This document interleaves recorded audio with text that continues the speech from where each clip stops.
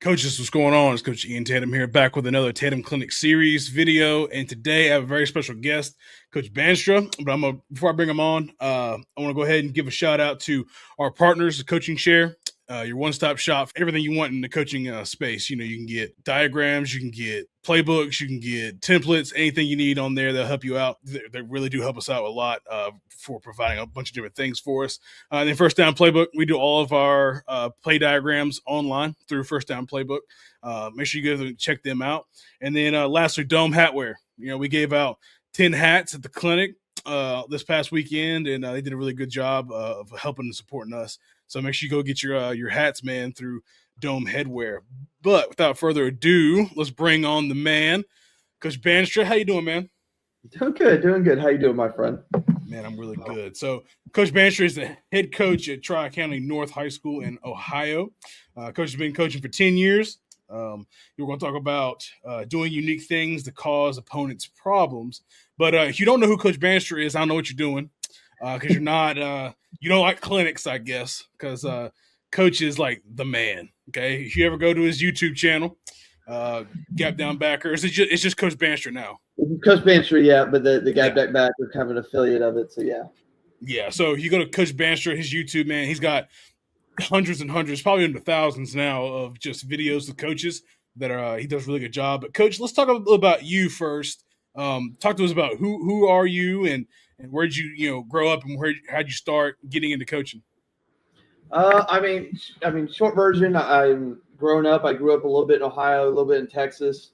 Most of my family was either born or raised here, somewhere born in Europe, and football was always kind of the love. Like even when I lived in Texas, I mean, my mom bought Sirius satellite radio so I could listen to Bengal games, and that's called love right there because Bengals in the late '90s, early 2000s were bad, and that's John Kitna was the highlight of my youth.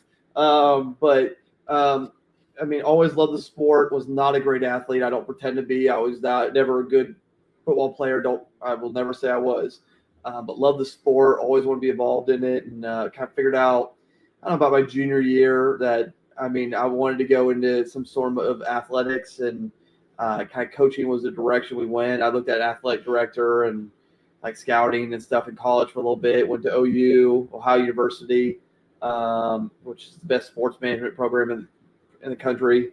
And while I was in college, got a middle school job and kind of worked my way up and probably a little aggressively fast. And that's bit me in the butt a little bit here and there. I mean, we've all kind of been there and jumped around a little bit for a variety of reasons, whether it be family reasons or personal reasons, or early on it was trying to move up the ladder. And like again, kind of settled at Tri-County North about the end of our second year here, and it's a good place to be on in the western side of Ohio, and got good administrative support, good player support, good parent support. So we're heading the right direction. As everything, Rome wasn't built in a day. It's the old PJ Fleck graph he showed when he was at Western Michigan of assessing a straight line. There's up and downs, and I think that's something people kind of got to realize in general. Yeah, man. So we'll get into your YouTube stuff in a minute, but you talk to a lot of people, but talk about maybe some mentors that kind of you lean on, or give them some shout outs because I don't know how many people watch this from Ohio, but who are just some people that you kind of lean on? Just shout them out. My head coach was Scott Elwer. Love the man death. He's now an assistant at New Albany. Brian Finn, who is the current head coach at New Albany, has become a good friend of mine and sounding board. Todd Nipp is an O-line coach at Ironton. Randy Kearns was a very influential mentor of mine who I worked for, who's now at Tecumseh.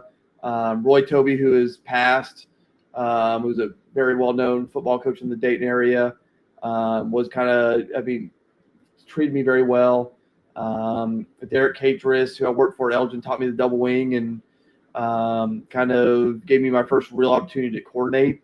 So those are kind of the people I'm forever grateful for and to. And there's so many I could list, but those are kind of some of the key guys who I bounce things off, message. I do not want to forget J.R. Waite either. He gave me my first coaching job at Granville as a middle school assistant. Occasionally we'll text every like once a year or something, and he's really good to me and has always been positive with me. I mean, but those were kind of the influential people. I obviously with my connections, I've been able to make other friends and do things. But there's so many that you're down in your neck of the woods. Alan Rudolph was the O-line coach at Charlotte. Yeah. I mean, I would go war for that man. That man has been good to me and treats me well. And I miss that he's not at Ohio anymore. And actually, I miss most of that staff, to be honest. So. But it's, again, I could go on and on, but I mean, we don't have 45 minutes for me to talk about 1,000 people. So, yeah, it's funny. Coach Rudolph. So he was on my summer clinic, and I just met with him the night before to make sure we're all good with sharing and stuff. And he was somewhere. He was on vacation with his wife, and he was in a hotel room, and we were just going through, and we talked for like 30 minutes, like past anything. It's just.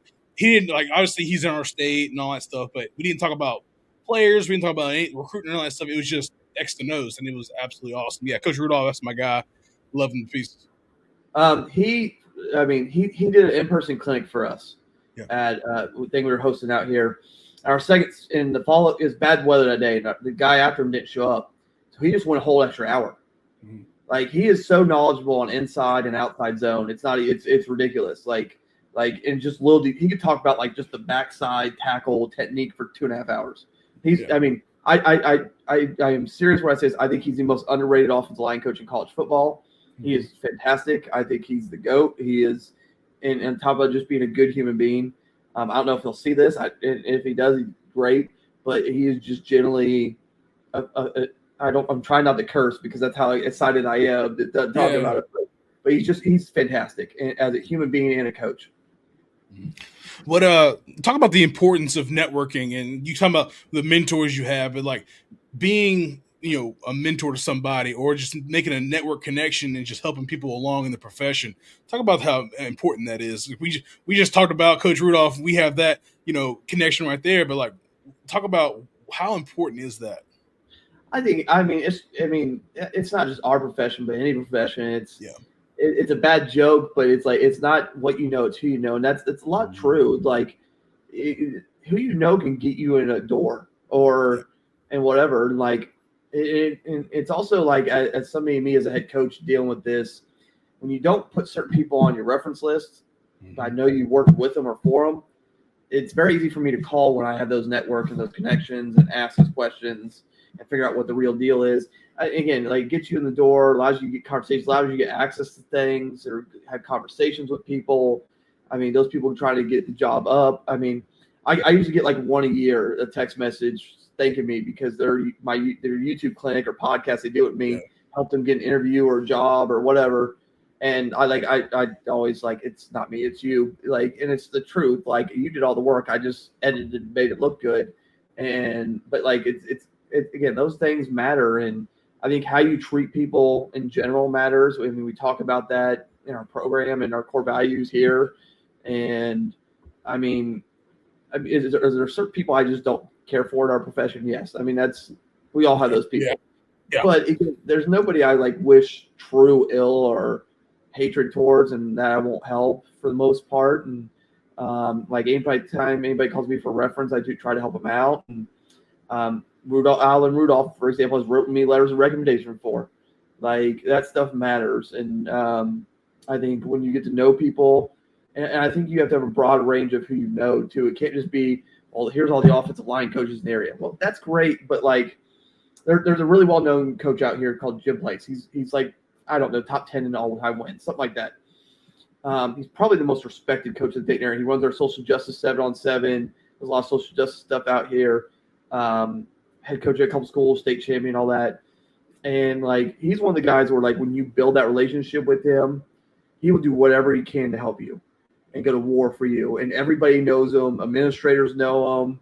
I mean, me and my principal, two completely different.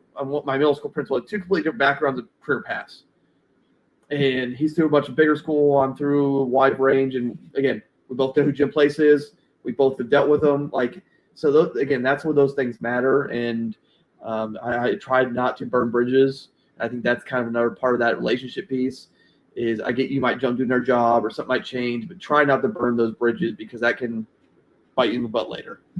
Yeah, there's always a process. Like when you go to take another job, like communication needs to happen. You just can't just be like, "Oh, I'm out in the middle of the night." It's not a Lane Kiffin situation. You know what I mean? So yeah, it definitely matters. You never know when you're going to need somebody's reference. But coach, let me ask you this, and I think we're like, are you? I don't know how big your school is, but I'm at a smaller school. So outside of Jimmy's and Joe's, what do you think are those intangible things that help teams win ball games? Like you need to win in the margins, and what are some of those things you have to be really good at in order to get wins? I mean, the de facto answer is the weight room is the Yeah, ultimate difference maker, and I could spend 18 hours just on that, and I could have done a click tonight on that. I mean, fundamentals matter. I mean, you saw. I mean, besides the fact that Indiana was drastically older than Miami, I've used them as an example with our leadership council all year. It's a team built on fundamentals. They yeah, tackle well, they line up right, they execute their jobs well, and I think that's where coaching matters, especially at small schools where you could see the whole wide range of gambit. Unlike the big schools, you're going to see 11 personnel, 10 personnel, all that sniffer stuff. But the little details, lining up right, block destruction, tackling, pursuit, all right, get off on offense and defensive line. Those are the things that matter. Like that's those little details. I don't care what scheme you're running. I'll hit on that a little bit tonight when we're being different. Like the scheme doesn't matter if you can't teach the fundamentals. I say that all the time on our podcast. Like, if you aren't teaching little things or know how to teach something, it does not matter. And I think that's kind of the main thing. I think also practice has changed over the past since we played. I mean, I remember practicing in borderline lightning, and for being out there for 2.5 to 3 hours. And counting film, weight room, and field, we're like 2.5 hours total. That's everything. We're on the field maybe an hour and a half. I mean, there was 2 practices all year we actually had true contact in this year. Now, part yeah, of that's because we have low numbers, but the other part of it is just we're not going to bang up our bodies. We're going to be smart, and I think that's where all the getting that feed the cat stuff with Tony Holler lays in heavy and has shown to be effective. And I think that's the little things. I think also putting together a good staff at small schools are hard. And when you get those good guys, you need to do what you do to take care of them so you can build something. And then, we'll talk about it in a little bit, but you got to find a way to be different. I have my own personal opinions about inside zone in general. But if everybody in your league runs inside zone, you know what? By week 8, 9, or 10, they're going to know how to stop you. yeah. It's not hard. It's the same thing with defense. If everybody in your league runs a 3-4 defense, it's not rocket science on what you need to do to cause some rule breakers. So that, again, you got to be a little different. I'm not saying you got to wholesale everything, but Mhm. you got to understand those little things on top of that. Yeah. It's funny what you're talking about the championship and you look at the last so forever all the champions they're all older. They're all fundamentally sound. So you have Michigan, Ohio State, Indiana, the Big Tens, and then you have the Georgias and Alabamas that were all that Nick Saban thought process. Everything is meticulous. Everything has a place. So there's definitely value in those things. And I know we're dealing with high school kids, right? And their attention spans are not that long. The thing is, but you can get them and fashion them in a way where they need to focus on one or two little things and then get Yeah. really, really good at those things and then you can get those fundamental things done. And yeah, and I love scheme, and I talk about variations a lot, but at the end of the day you need to have you need to do what you do really, really well. And I can't wait to hear about being different with your talk. um, so let's talk about you on a game day. Okay, are you are you the focused guy that hey, everything is as an order, or are you? I know you're the head coach, so I've done several of these with the coordinators and stuff, and it's different. But the hey, I got an energy drink and I'm wired and I'm getting the guys going. What kind of a coach are you on game day? I'm a lot more focused. Trust me. I'm about five weeks clean of an energy drink and a pop. So Yeah, yeah. we'll see how the fall gets. But it's usually an energy drink. Mhm. And I'm usually pretty relaxed, pretty jovial. I think about week 5 this year because I was playing a team I used to be a head coach at. Week 5, it was I was pretty intense, and kids figured out real quick not to. And there was a lot that week. My cousin had died. Like it's a long week. We were 0-4, and that started our 4-2.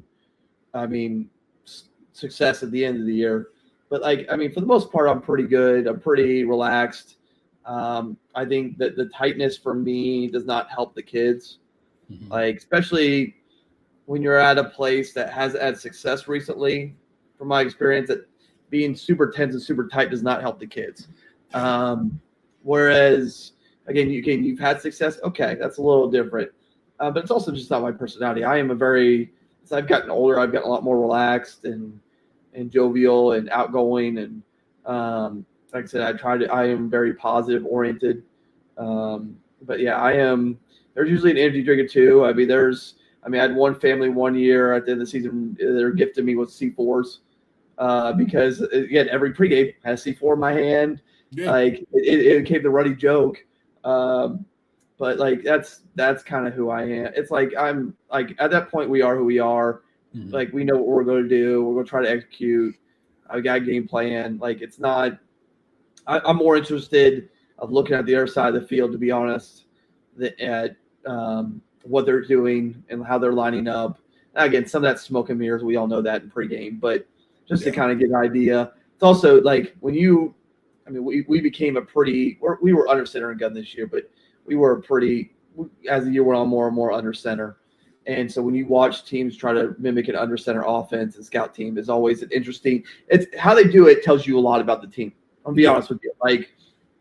The teams that are walking through stuff and being slow and being very methodical, our teams are probably going to have a problem with. The teams that are still trying to do everything full speed and it looks like a dumpster fire. I mean, it's not. It's same thing with I still watch. If I see you static stretching in pregame, yeah, I'm gonna be quite angry if we're down at some point. I'm just going to be it's just where we are at in the world. So those are the kind of things that I look for.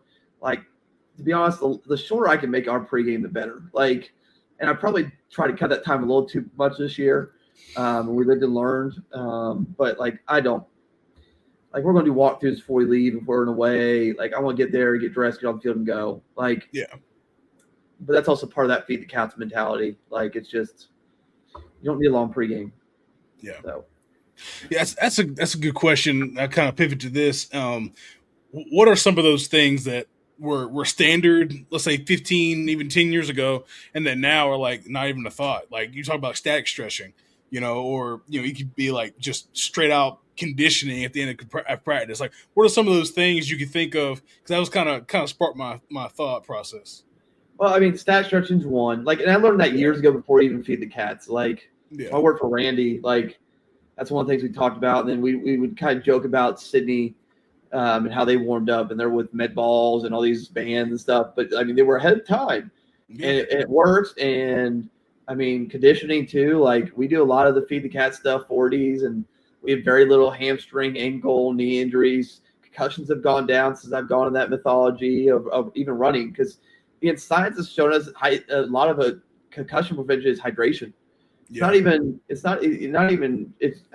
are part of it. Let's don't get me wrong on that, but hydration is a big key to preventing those, especially the low impact ones that cause concussions. How you tackle, and how much you tackle has modified. You just hear stories of, and we've been through it, just trench warfare pretty much. Oklahoma drills. I might do a handful of Oklahoma drills the first day of contact, and that's it. Of course. That's just changed. Live special teams in practice too is a non-existent thing for the most part, unless you're a bigger school. Do you meet on Sundays or Saturdays on the weekend? Do you meet the staff? That's the one habit I've yet to been able to break. Yeah. And I did it one year. I don't know. I have an utter, despite the fact that I film these like you, I have an utter hatred for Zoom staff meetings. Yeah. I hate them with a passion. No one focuses. No one pays attention. Details are missed. I get it. I have a hatred for it. Like we did it like half the year I was here at Zanesville, and I hated it with a passion. It made me angry. So I would rather not meet at all than meet on a Zoom meeting. Early on, probably non-conference. We'll like 2-3 games. We'll meet as a staff and go through things, but then we have a routine down and we have a Google sheet and everybody has to fill in the information and we walk it back. But we won't meet at all. It's not even on Zoom or anything like that. Now my head coach and I we'll have a long phone conversation, and the defensive staff still does their own thing. But yeah, offensively we don't. And we found success, but yeah, I don't think you could do that just cold turkey out the gate. Like, no, we need to at least meet and talk about some certain things. And if more of us were in the building as teachers, that'd be a little different conversation too. Because then you can meet before school Monday or meet throughout the day Monday, and that's kind of what we had at Fairborn. We still met on Sundays because we chose to, but like we're in the building, we see each other. I can walk down to so and so's classroom. I have no other coaches on my staff that are in our district because we're a small district. I have some in neighboring districts. I mean. And then I have several that work normal jobs. And Sundays isn't always interesting because you got church and all that. And my big thing, if we meet in the morning on Sundays, we are out there between 11 and noon. We are not there all day. It's also the former business teacher in me that just having meetings to have meetings is a waste of time. Yeah. Like get in, get out. And again, staff priority, don't get me wrong. We need to hang out. We need to do stuff. But like, don't meet to just meet, and don't stay there to 6 just to stay there 6. Like Andy Reid and others have talked about that before. Like, that's unnecessary time wasted. Now I will say our Saturdays, like we didn't have a JV team this year, so like some Saturdays kids came in, some they didn't, depending on a variety of factors, injuries and all that. So staff would get quite a few Saturdays off, or if we played one 8-man JV game this year. Because that's how tiny we are. We have regular varsity, and then we can play like an 8-man JV because we had 25 on the roster this year. Like, we'll have that. But, again, most of the people are out there if they're there by 10 o'clock in the morning. Like, I don't – and I'm a big stickler on, like, why are you bringing your kids in at 7, 8 in the morning? I mean, let's just also call a spade a spade. You get done with your game Friday night. They leave. They're not going straight home to go to sleep. Nope. Like, they're too wired. They're probably going to go out to dinner or eat or hang out with some people or see their girlfriend or whatever. Like, they're not going to sleep till 1 or 2 at the earliest. So why are you science has taught us big part of recovery is sleep. Yeah. Why are you having to get up at 7, 8 o'clock? Like, my thing is like bring them in at 9, 9:30, get a light lift in, a walk, maybe a jog, maybe do some film. You can always do the film Monday if you need to, like, or send notes out. But like, that's the thing that I fight. I mean, if I could get every state's different with their JV. Typically in Ohio, it's mostly Saturdays. If I had a way to do it without destroying my practices with how small we are, I would get JV off Saturdays. I'd fight to the end to get done. These kids need sleep. Yeah. Like sleep and recovery. And I mean, that's and just a day, just to not have to think about getting up because they're at school all week. And so, sleep in, be a teenager. Coach, last question before I get you on the clinic. This is kind of a fun one. I kind of see how you are as a head coach, and like regardless of your team or stuff like that, your philosophy. If you're down, you go down and score. You kick an extra point to tie or go for 2 to win. Which one are you doing? Is there factors like home and away, stuff like that, momentum? What is your thoughts? I think the momentum thing is the factor. I think like home or away, I don't care. Like that doesn't factor into me. I mean, the momentum is the thing, and you saw that in some games in our state this year, like Marion local 70 whatever straight wins, blah blah. I finally lost this year. Wow! And they won 2 like in overtime or very late in the game at the end of the year, and they won because they stopped the other team from converting 2 points. But those teams went for it, and you could tell by just tracking the score of the game because they were up on local, and local came back. And then they took the lead and they tried to score. Well, they realized they lost the momentum. And I think that's a big part of it. You guys see where stuff sways. Like if you still have the momentum, like you can go to overtime. Like it's not the stress or the world. But if you've lost the momentum, you're struggling, you're falling behind. I think you just gotta go for the kill shot because this goes any longer and it's just going to end.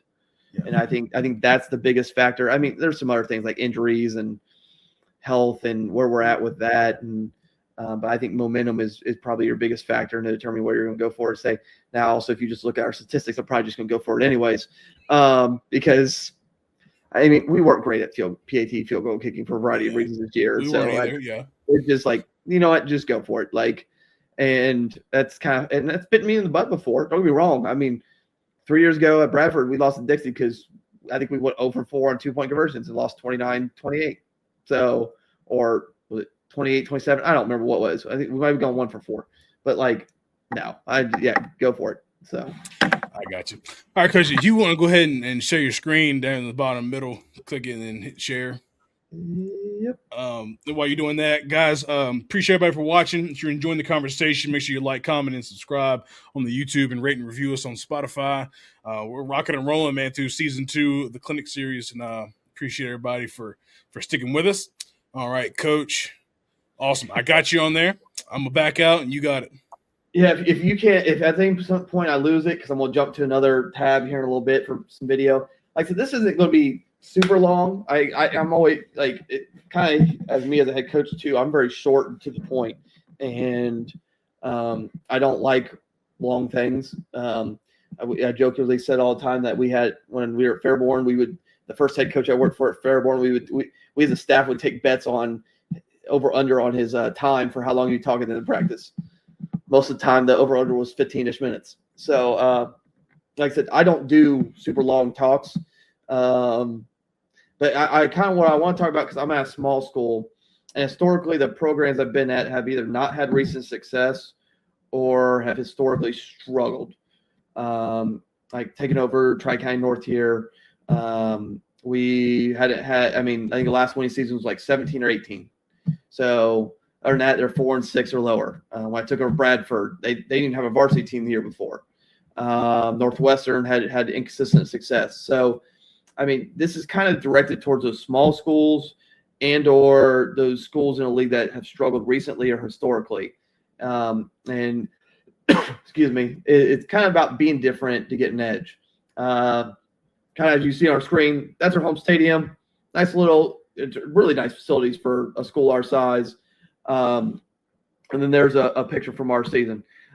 Short version, again, I don't like talking about me, and I hate clinics where they're long. But head coach, Tri-County North. If you need to find me on anything, there's where you can find me. Type in my name, and you'll probably find me. YouTube, X, TikTok. I post all kinds of stuff. Again, as Coach mentioned, Gap Down Backer podcast. I've had 2 other older podcasts I used to do that still kind of show up here and there. I'm also in charge of social media for the Ohio High School Football Coaches Association, and God knows what else I do. But like kind of the plan for today, or some general thoughts on why and how to be different. Then we'll talk about some things we do or have done.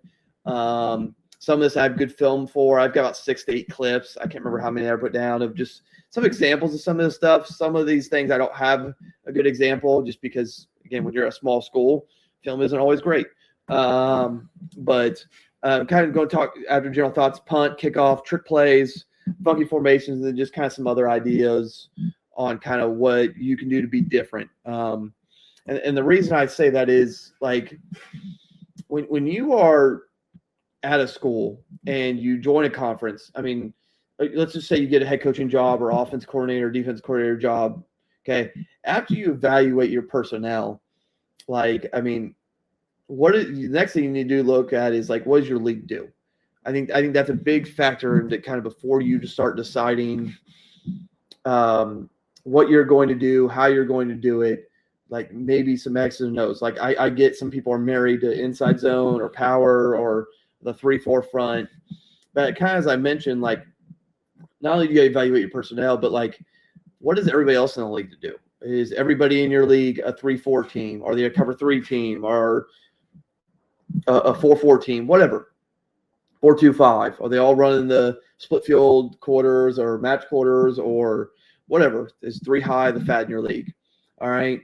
Same thing with offense. Is everybody 10, 11 personnel, sniffer, wide zone, inside zone, or the gap scheme? Do you have some wing T teams in your league? Special teams wise, is everybody pretty generic? They're going to kick deep. They're going to do a wedge return, whatever. Like, I think those are things you got to evaluate, because when you get to that and you're evaluating what you run, Why are you running that? And is it something that other teams are easily going to be prepared for? Like going back to is if everybody in your league runs inside zone, why are you going to run an inside zone? How are you going to be different? Like you can still run inside zone if you want, but if everybody's running it, well, you're probably going to see a lot of the same fronts. Like I don't care how you window dress it, they're going to attack it and teach it the same. Those defensive players are used to how to attack it. Same thing on the defensive side. If everybody in your league's an odd front, well, I think most decent offensive coordinators are going to figure out how to attack an odd front.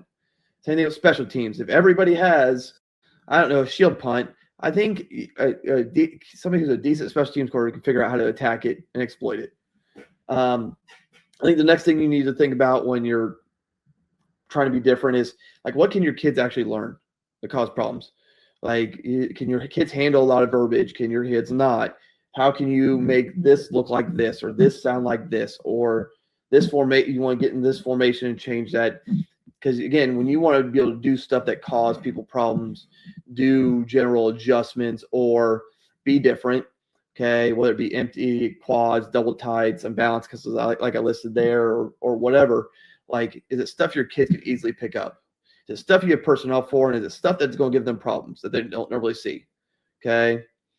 And then the other thing, and it's one thing that we'll talk about, is how can you take advantage of the rule book? Like, I think that's where Bill Belichick excelled in the NFL, and even Nick Saban did at times as well, whereas high school coaches don't take advantage of.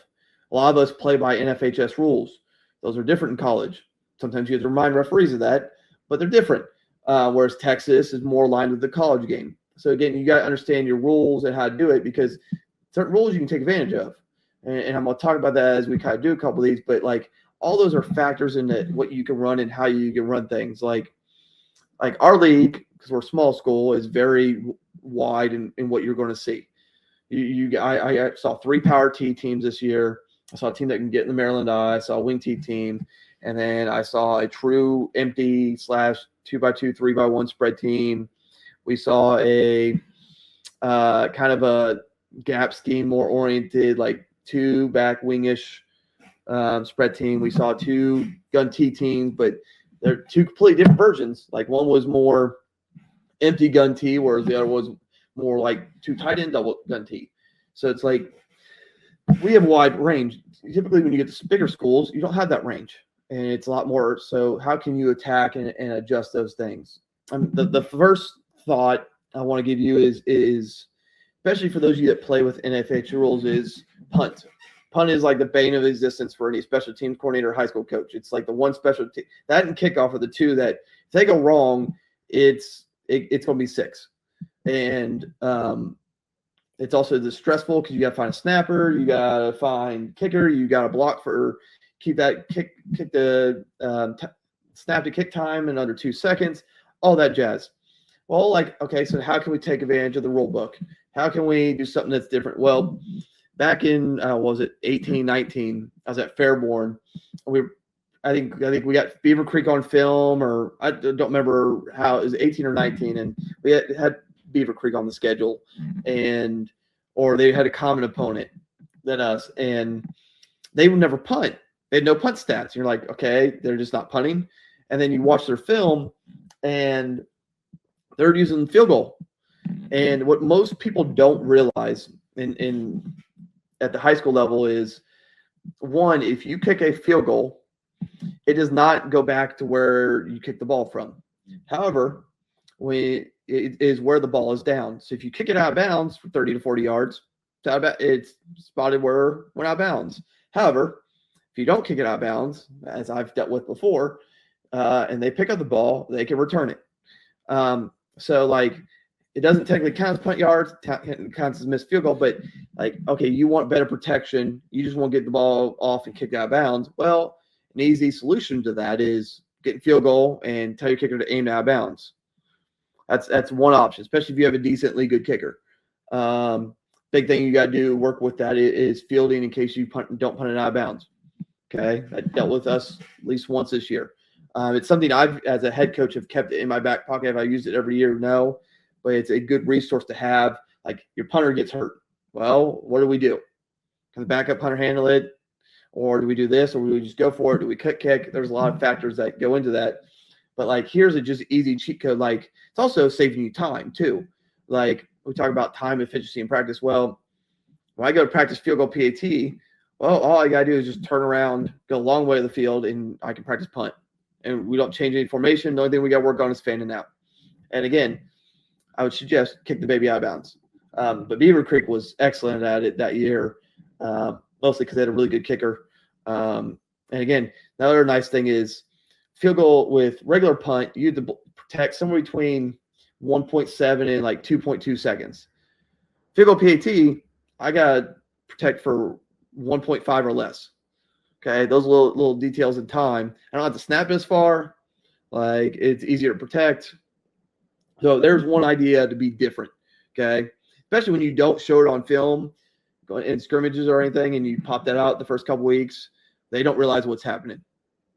It's also great to listen to your fans try to get confused on what's going on. Second kind of thought for you is kickoff. I have not been very fortunate at places I've been to consistently have a kicker that can kick to the back of the end zone. If I did, this would not even be a conversation we're having right now. However, you got to do something that's different. I think a lot of people that are needing adjustment to not having a kicker is, well, we'll just squid kick it a lot. And that's great. But again, they still end up with the ball, somewhere between the 30 and the 40 probably most of the time. And you're still risking long returns and a potential bust. So what I found like 3 years ago, and one of the many Google Drives I'm shared under, I was looking at just kickoff ideas and how to make kickoff more beneficial, looking at onsides. And there's something in there, I forget who it was through. They had a 3-kicker kickoff. Okay, you've caught my interest. I like weird things. And short version is like, put it in. I've ran it 2 total years now, and I think the conversion rate's like 30-ish%. We kick to the left, we kick to the right, we kick to the middle. Kids love kicking onsides, and you can squib out of this too. We don't just quick kick onsides out of it. You're going to get the ball back on around the 30 to 40 anyways, why not onside it? Like, they're getting the same spot, at least you got a chance to get the ball back. It's easy to teach. It's easier to practice, to be honest. We have one kicker who has really bought into it, and he will spend 30 to 40 minutes practicing onside kicks. And it is he's probably the best onside kicker I've ever seen, to be honest. And I try not to say that out loud because he'll get an ego. But you can do this from the hash in the middle of the field. Like towards the end of the season, we did a little bit on the hash. You can call it from a huddle. You just automatically call it based on what you're seeing. You can signal it in. You can yell numbers or letters or whatever you want to do. Now, I will say by the middle of the season, they figure out your numbers. So you need to have some adjustments or some other things to do from there. But again, I mean, like I said, I think it's the cheapest way to do it. And again, once they cheat up and pretty much go to hand seam, you can just squib it over their head, and it ends in a better result. The biggest thing you got to do is you got to put speed on the field. And you gotta get 8 kids that are just gonna be like, I'm gonna go get that football. And you'll see when I show you like 2 clips of this, it's a work in progress for us. But again, we got a couple throughout the year, and it was very beneficial. Trick plays. I sat in on a clinic about 3 years ago, and I forget who it was. It was a coach here in Ohio. It was a 614 headset clinic, and I was there. I spoke very briefly on Smash. But he talked about installing trick plays, putting stuff on film, and like that makes so much sense. First half of the season, we installed a trick play each week, some modifications. I tried to make sure we ran each one for like the first 3 to 4 weeks, because at worst, it's putting something on film that your opponent has to spend practice time on. Like I said, for you, it's a normal play you run. You're probably going to run it 2 to 3 times in a week. Usually it's towards the end of practice. You'll run it on Thursday. And like it takes us very briefly to install. You don't spend a crap ton of time on it. Like you rep it and you keep running it each week. And that way it's in the coffers there. Whereas your every time you put one on film, well, if your opponent has that film, they have to prep on that one and talk about it, spend XYZ time on it. So, I mean, that's here or there. And then kind of like when you call these things, like, I mean, I've called them early in games. I've called them coming out halves. I called them off an injury timeout, and I'll show you that one and talk about that, which makes me sound like a terrible person. And like, I mean, it's stuff that just put on film that can cause opponents to waste and spend time on it, especially if you do it out like a funky formation. It doesn't necessarily have to match what you do. Especially if you do something weird that you don't normally do and are going to trick play of it, you're probably going to get them burned a timeout on it. And then the last thing is, like, it creates excitement. Kids love doing stuff like this, and that's how you get buy-in, and it's fun. But again, it's not something we spend a crap ton of time on, though. But we'll put in a hook and ladder or two. We'll put in a reverse or a double pass or what else? Just a really unbalanced running back throw. Those are all things to have in your coffers.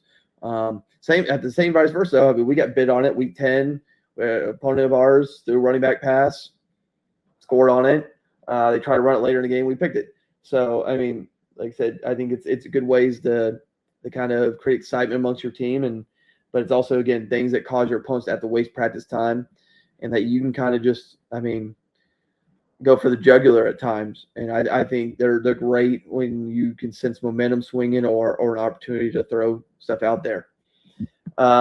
Funky formations is something I learned when I was at Elgin working for Derek Cratris. We ran double wing, and we'd get some in the first year, especially when we struggled with a little bit of young talent. We got a lot of weird formations out of the gun. And then when the second year when we went true double wing, we got an even weirder stuff. And I think when you look at formations are cheap. Blocking rules are blocking rules. Like, how can you create defensive fits or break rules? Okay, what is going to cause them to get out of their base alignment or base coverage? What is going to make them waste a timeout? How can you cost them time? Because if you're doing, again, everybody has a 2x2 check. Every defense in America has one. I mean, most defenses have at least one, if not two, 3x1 checks and alignment adjustments. Everybody's got a generic tight end adjustment and double tights adjustment. But like when you start looking at like quads and unbalanced offensive line or super unbalanced weird stuff or diamond quads or like all that weird stuff and some stack formations, like that stuff where like it's not a normal check. And so they're going to have to go over rules and waste practice time on it and go slower and make sure everybody's lined up. And then you're trusting a 16 to 17-year-old kid to make sure they get the right call. Like, is this the unbalanced formation? And by the time you snap the ball, they don't know what's going on. And so that's, I mean, do what you can to create leverage enables. Like the picture on the screen is an actual formation we ran week 10 out of our under center stuff. And it was good to us. Now, for a variety of reasons. But yeah, it was a very successful thing for us. The other thing is you can combine trick plays with this. Like, I mean, one of the clips I'll show you is out of one of our gun package plays. It's super unbalanced. It's a running back pass. You can do this stuff out of under center or shotgun, but it's all stuff that you guys can easily execute that will cause opponents fits, cause opponents to waste time while you're doing your stuff. I think that's why you see in certain areas or some schools that struggle, the single wing becoming prevalent in certain areas again. I have a friend who runs it. It's an unbalanced single wing, and you got the spin series and all this, and I think that's why that still stuff holds its water. And you even see the NFL and Andy Reid use it every now and then. I think formations are cheap. It's like, how can you create leverage and numbers and cause your opponents to waste time? Because as I said, I like to be efficient with my time and have short practices. Like nothing's worse than having to spend 40-minute walkthroughs because you got to go over this adjustment and that adjustment, spend all this field time on this. Like it's stuff that can make you successful. Just some other ideas before I get to some film. Like I said, this isn't going to be super long. I think tempo is a great thing, and I have tempo listed there at the bottom. But I think the real niche, like if you want to cause people problems, is not going fast. I think good defensive coordinators have figured that out. It's sugar huddling. The slot team mindset of like we break that huddle, we're up there, we're gonna snap within 3 seconds, and whether we're unbalanced or not, and how we've lined up, you got to figure it out real quick. And I think it limits defenses on what they can and can't do. And it's a hurdle. The next thing to kind of make people successful. Swinging gate, which I didn't run last year, but ran 3 years ago now at this point. We would run swing gate as a punt formation on extra points. It kind of goes back to that funky formation stuff. Like if we didn't like what we got, we just punt the ball. If they gave us an area, we run one of our many swinging gate sweeps, direct running back passes, pass to the holder who throw, and all that stuff. But I think that's kind of stuff on extra point and punt formations are places you can steal yards and steal possessions and steal points. I talked about field goal punt earlier, but I mean, another idea for like if you don't have that kid or those kids that wear maybe a shield punt or a pro style punt really fits them, is you can line up in quick punt. And I'll show you a clip of it, but line up in your base shotgun formation or pistol formation, and you like it, call play. You don't like it, quarterback step out of the way or quarterback step back and punt the ball. Like it's all little things that because they have to line up in defense. So how can you mitigate them returning the ball? I think this is something that wing T and under center teams do real well. That I think shotgun teams could take advantage of is trading and shifting. If you are not a high tempo team, giving static looks is not necessarily the best thing always for you. And I get, I might hop motion or jet motion or whatever. That's great. But like when you really want to cause issues, trading a tight end or a wing or an H-back and a running back over or whatever, and all that shifting and movement, that causes a high school kid to think. And whereas if you are not maybe as athletic or as strong as they are, maybe your benefit is the mental part of the game and taking good angles and okay, well now they got to figure out, okay, these two shifted over here. What do I need to check my call to, or where's the open bubble and blah, blah. And we got bump here. Like those are things you can take advantage of. Again, you might be coaching, but you're trusting and they're trusting that 16, 15, 17-year-olds are executing. Stacking receivers, I think that's become pretty commonplace. I think college has kind of shown us that. However, I think where people still don't take advantage of is, and another idea would be stacking you go trips. Well, instead of stacking the outside guys, why not stack that third receiver behind the second receiver? Like we did that years ago when I was at Granville, and I don't see a lot of teams do it. And there's a lot of stuff like you'll occasionally see a run and shoot team or some of these air raid teams do it, but not very often. And at the high school level, I have not seen it very much. And like, okay, well, you're probably, if you're going to press somebody, it's probably going to be the outside guy. So are you not going to press the inside guy? And again, there's a lot of things with rub routes and even motion and other stuff you can do out of that. But other things like, okay, now they have to figure out, okay, well, all right, we should be 4-over-3, but like, how do we play this and how are we doing the in out? Who's got deep first and all that stuff of whatever concept you use to defend stacks. Like, I think those are advantageous. I think punt block is an underrated tool in high school, especially at small school ball. Punt for me, and at least Ohio, is a very erratic thing, especially amongst small schools. I mean, I spent 1 year charting punts, and they're all over the place. There's no consistency half the time, and fielding punts is even more of a lovely treat amongst high school coaches and offensive coordinators playing all the time because they get the ball and it rolls. But little cheat code is like, well, if you suck at fielding the ball, or their kicks aren't very consistent to where they're going, well, go for the block. Like I get certain situations you want to be unsafe, but why not be aggressive? Why not create that mentality amongst your kids?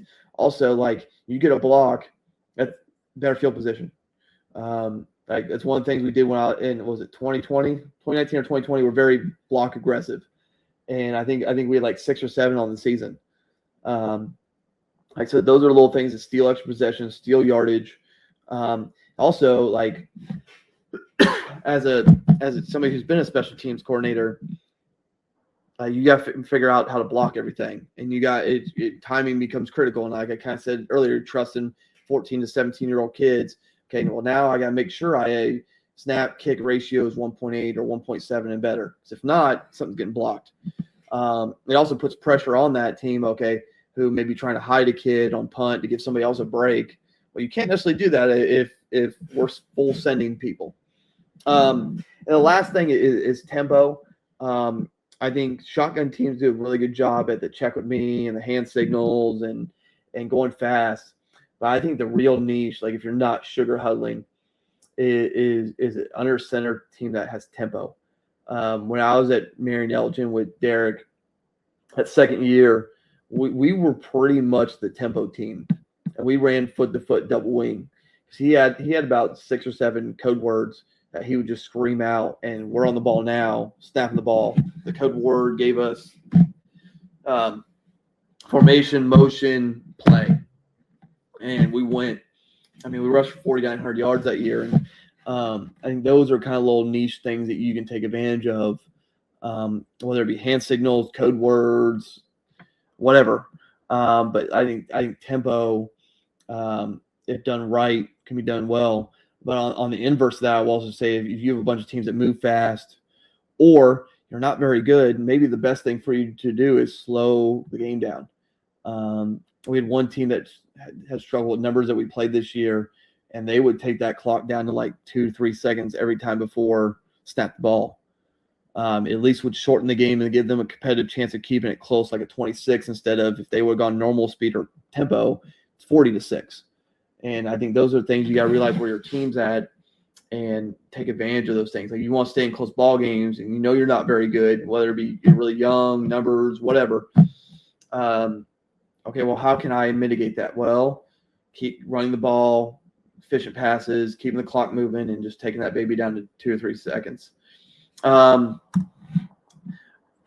contact information. I'm going to show you some film real quick of like 6 or 7 of these total. But again, like you want to get a hold of me, there's the email, there's the Twitter X, what you would call it, there's YouTube.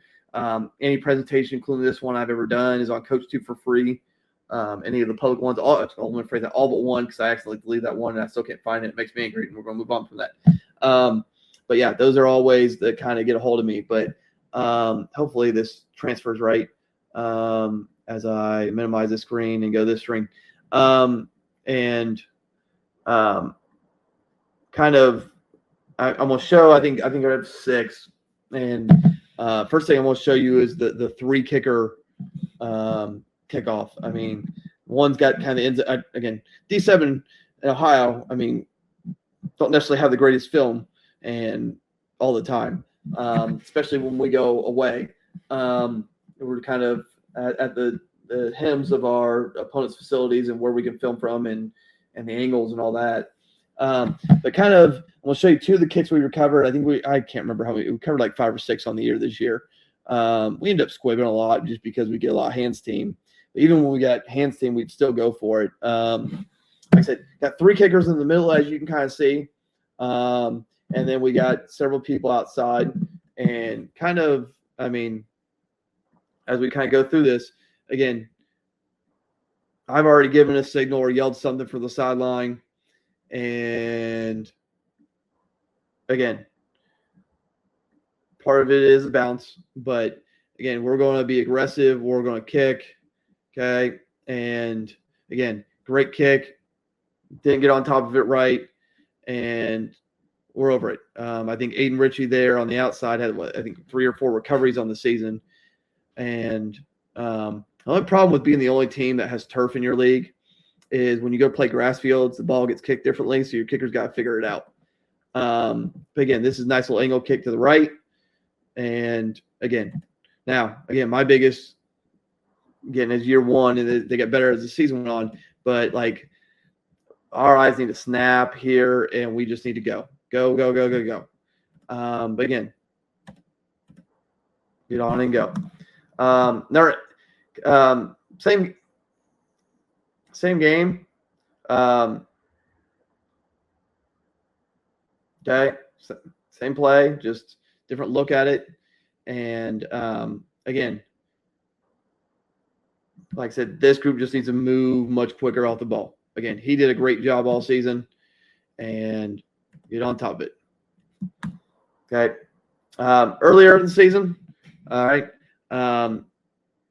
Again, 3 kickers in the middle, probably getting a little tight here.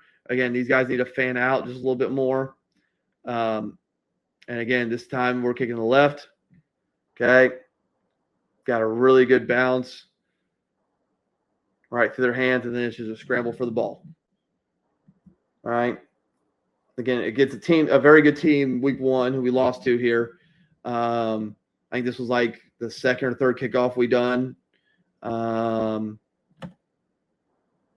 actually kicked one to start the game, and I think we got maybe the first one in the game. I think we got 2 this game, if I remember correctly.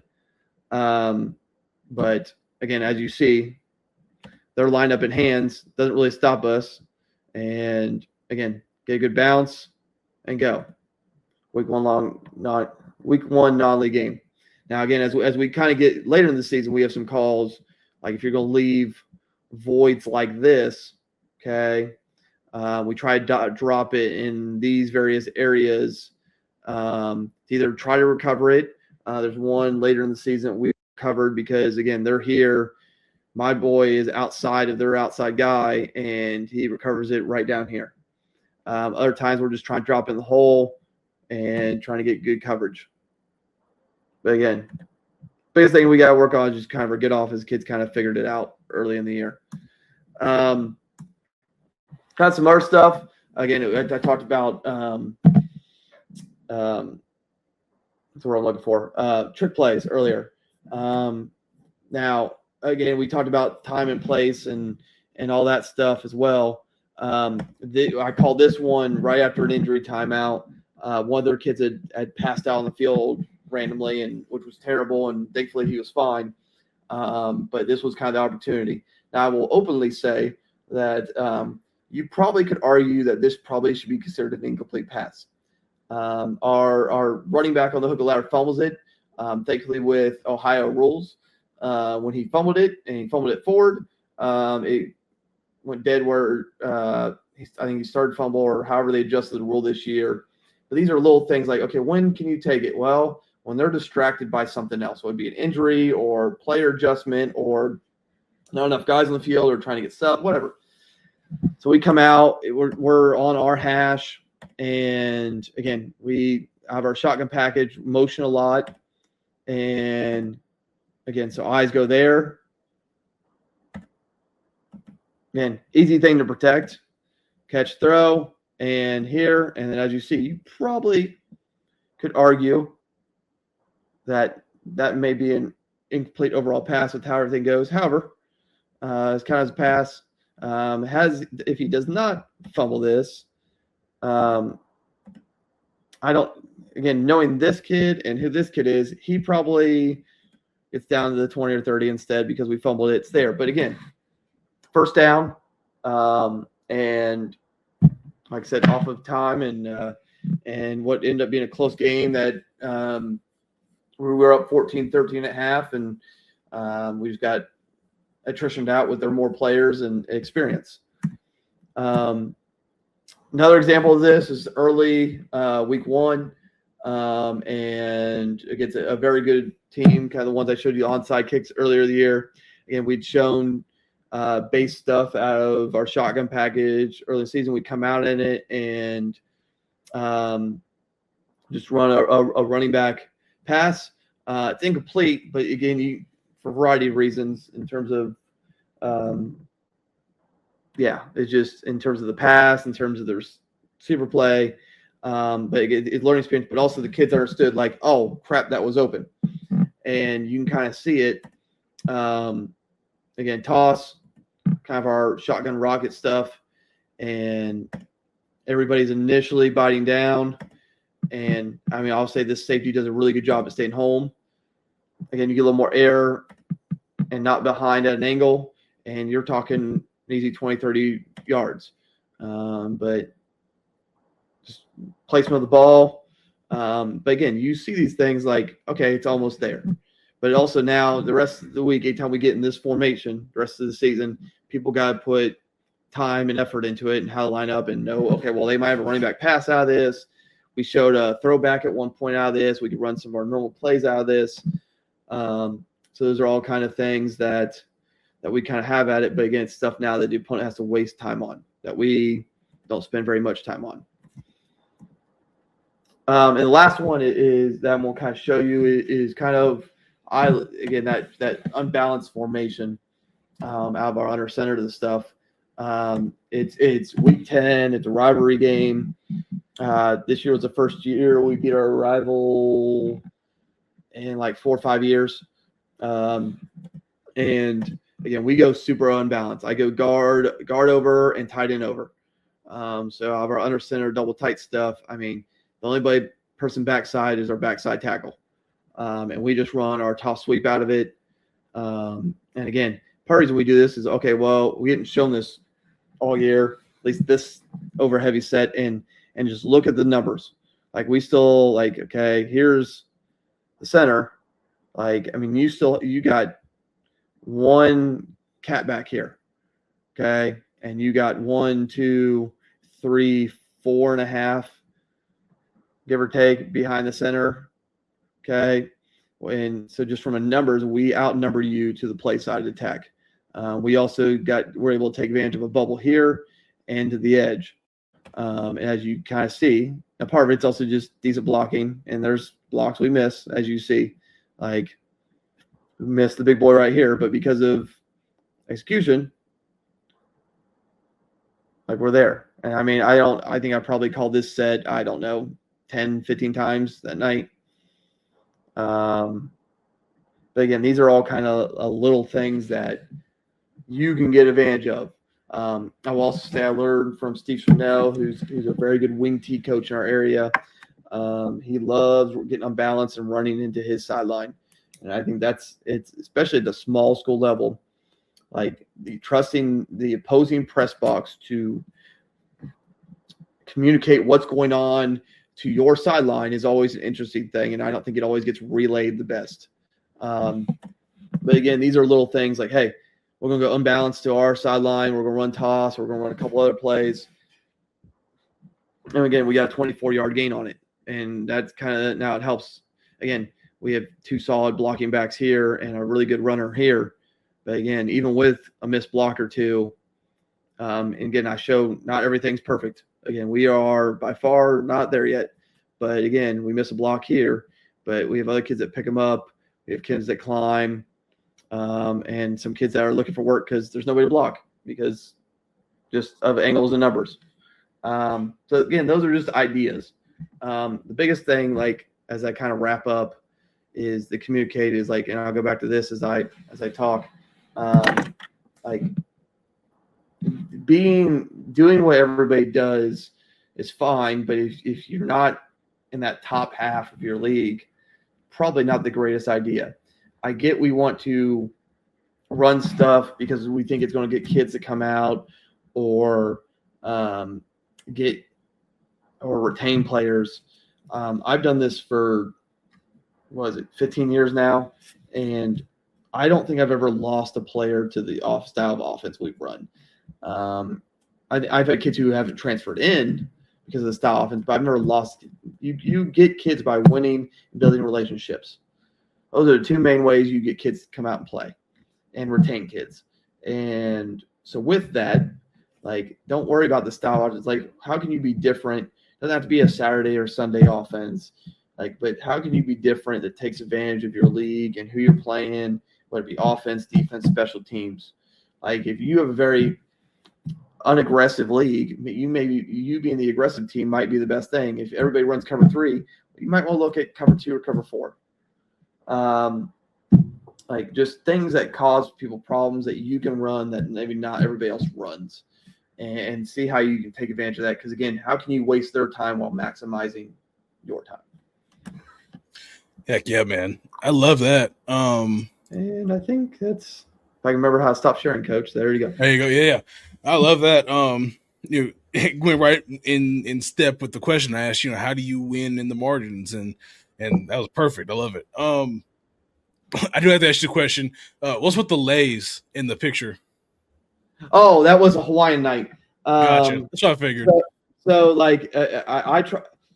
I get a lot of credit from my administration for being very school spirit oriented and helping the student section and all that stuff. So like anytime we, especially Hawaiian night, because I love Hawaiian night. Just me personally. My wife hates when I wear a Hawaiian shirt. She's thrown several away. But yeah, I'll wear them. Again, cheerleaders get pumped. Everybody gets pumped. Now, at times when you're angry and you want to throw stuff, do they get in the way? Very much so. Me and a couple staff members are wearing them, and I try to buy in. There's certain nights you can't participate in just because it's like Halloween costume dress up night. Doesn't really look good when your staff's dressed up as something and you talking to refs and stuff. Or when you're getting your butt kicked and you're dressed up looking like an idiot. But I mean, again, school spirit, buy-in, all that stuff, and like I said, I think again goes back to my comment about like that relationship piece that helps get kids out. Yeah, that's how you get buy-in from the community and the other programs. Is just you got to participate. Like I spent 7 hours Sunday at Spirit Day. It's a county cheerleader thing and helping out. And like, is that what I 100% want to do on a Sunday? No, but you know what? It's important to kids, important to our administration. So I'm there. So yeah. Yeah. I mean, they love to see that stuff. And, you know, they're like, oh, Coach Bandstra's locked in. And yeah, that'll help you out in the long run. I'm with it. But guys, I appreciate Coach Bandstra coming and hanging out with us, right? Please make sure you go and follow him on Twitter at Coach Bandstra, and then go to his YouTube, same tag, and go ahead and subscribe and just check through the just all the videos. And Coach does a great job of organizing it. He's got it by state and all that stuff as well, his playlist. So make sure you go and hop over there. Coach, hang out for a second while I do this outro, and I'll be right back. Guys, Tatum Clinic series is rocking and rolling. If you are interested in being a guest on here, please hit me up. I have a Google form you can fill out. We'll get you on. But again, I want to say a huge shout out to Coaching Share and First Down Playbook and Dome Hats for helping us out with the channel. They are amazing. So make sure you go ahead and check them out. All their info is down in the show notes. And until the next video, I am Coach Ian Tatum. Make sure you are coaching for the kids. Live your purpose, and let's go score some points on the defense. See you all in the next episode.